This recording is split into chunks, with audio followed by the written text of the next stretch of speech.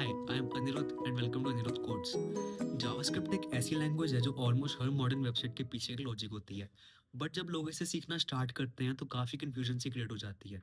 तो इस सीरीज़ में मैं आपको जावास्क्रिप्ट बिल्कुल ही बेसिक से स्टार्ट करवाऊंगा एंड इसको हम पूरा एडवांस लेवल तक लेके जाएंगे, बिल्कुल ही सिंपल लैंग्वेज में एंड बिल्कुल ही सिंपल एग्जाम्पल्स के साथ इसको समझेंगे, ताकि जब भी तुम आगे कोड लिखो तो तुम्हें सिर्फ चीज़ें याद ना रहे बल्कि समझ भी आ रहा हो कि लॉजिक काम कैसे कर रहा है।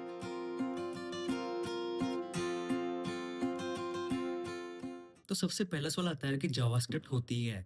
तो जावास्क्रिप्ट एक प्रोग्रामिंग लैंग्वेज है, साथ ही साथ वो एक स्क्रिप्टिंग लैंग्वेज है जो वेबसाइट्स को इंटरेक्टिव बनाती है। और प्रोग्रामिंग लैंग्वेज का मतलब क्या है? तो जावास्क्रिप्ट एक लॉजिक लिखकर उसको प्रॉब्लम को सॉल्व कर रही होती है। तो हम इसको बोल सकते हैं कि JavaScript as a programming language काम कर रही है। स्क्रिप्टिंग लैंग्वेज का मतलब क्या है? तो जावास्क्रिप्ट ब्राउजर का काम कंट्रोल कर रही होती है। तो उसको हम बोल सकते हैं कि JavaScript as a scripting language काम कर रही है। फॉर एग्जांपल, किसी वेबसाइट पे जब हम जाते हैं तो उस पे बटन को क्लिक करना, कोई बटन है उस पे क्लिक करना, या फॉर्म है, जैसे साइन अप या लॉगिन फॉर्म है तो फॉर्म सबमिट होते हैं तो वो भी जावास्क्रिप्ट के थ्रू ही हो रहे होते हैं। एंड फॉर्म को वैलिडेट करना वो भी जावास्क्रिप्ट के थ्रू हो रहा होता है। एंड यहाँ पे वेबसाइट इंटरेक्टिव होती है जावास्क्रिप्ट के थ्रू। कैसे?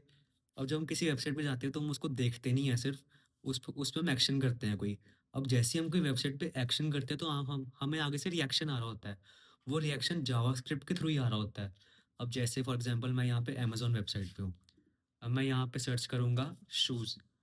अब मैंने यहाँ शूज़ सर्च करना है, अब मैं यहाँ सर्च बटन पे क्लिक करूँगा, मतलब मैं एक्शन वेबसाइट पे कोई कर रहा हूँ।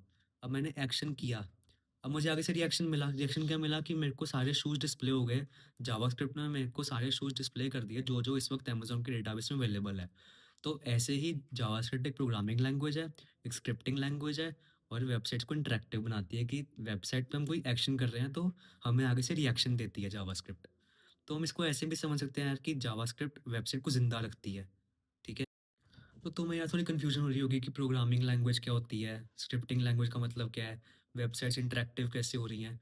तो कोई बात नहीं यार, तुम अभी इनिशियल स्टेज पे हो बिल्कुल जावास्क्रिप्ट सीखने के। हम बिल्कुल ही स्क्रैच से स्टार्ट कर रहे हैं इसको एंड इसको एडवांस लेवल तक लेके जा रहे हैं, जहाँ पे मैं सारे कॉन्सेप्ट्स कवर करूँगा एंड तुम्हें सब धीरे-धीरे समझ आएगा।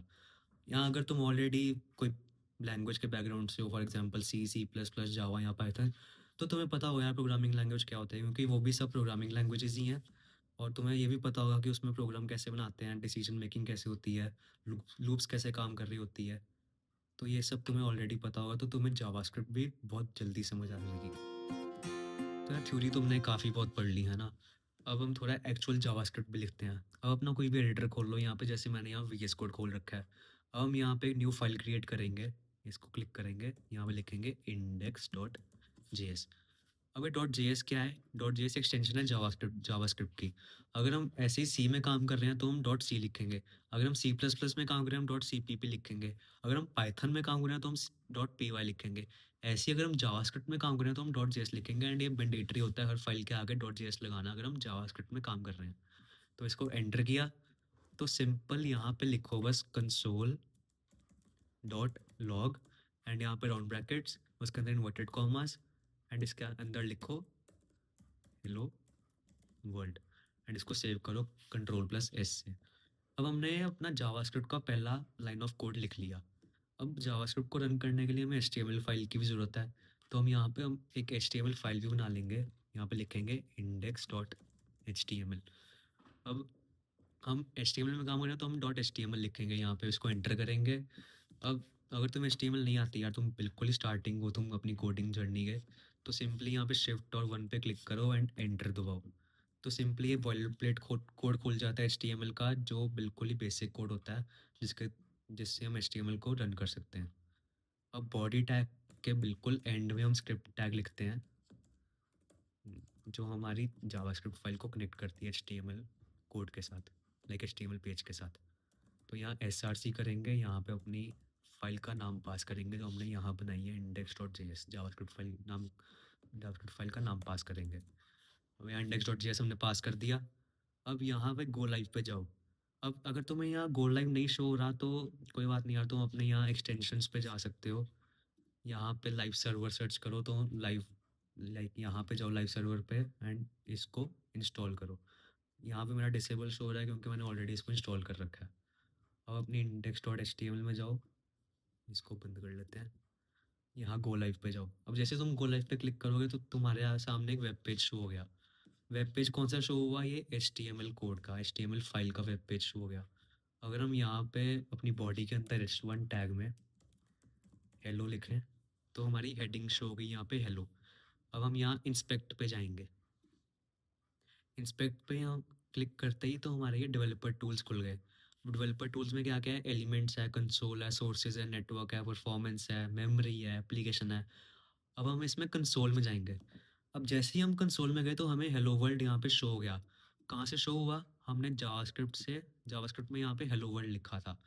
अब ये कैसे हुआ? हमने index.html में जावास्क्रिप्ट को कनेक्ट किया था थ्रू स्क्रिप्ट टैग, तो इसीलिए हमें यहाँ कंसोल में शो हो गया। अब जो जावास्क्रिप्ट का आउटपुट आउटपुट होता है वो यूजुअली कंसोल में शो हो रहा होता है। कंसोल एक ऐसी जगह है जहाँ जो हमें शो करता है कि जावास्क्रिप्ट क्या आउटपुट दे रही है। अब कंसोल का मतलब होता है कि कंसोल में कुछ प्रिंट करना।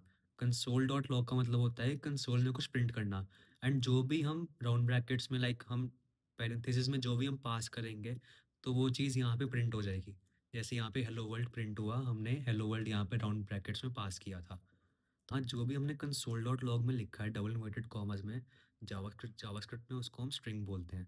स्ट्रिंग सिर्फ टेक्स्ट को रिप्रेजेंट करती है। यहाँ पे कॉमन मिस्टेक होती है काफ़ी। लोग ऐसे लिख देते हैं कंसोल डॉट लॉग बिना इन्वर्टेड कॉमास के हेलो। अब इससे एरर आता है क्योंकि जावास्क्रिप्ट सोचती है हेलो कोई वेरिएबल है। अब अगर हम इसको सेव करके देखेंगे अपने कंसोल में तो यहाँ पे एरर आ गया, reference error, hello is not defined. क्योंकि जावास्क्रिप्ट यहाँ समझ रही है कि हेलो एक वेरिएबल है। और वेरिएबल क्या है, स्ट्रिंग क्या, हम इसको नेक्स्ट पार्ट में समझेंगे, नेक्स्ट वीडियो में समझेंगे। तो अगर आपने यहाँ तक फॉलो कर लिया तो आप ऑफिशियली जावास्क्रिप्ट का कोड लिख चुके हो।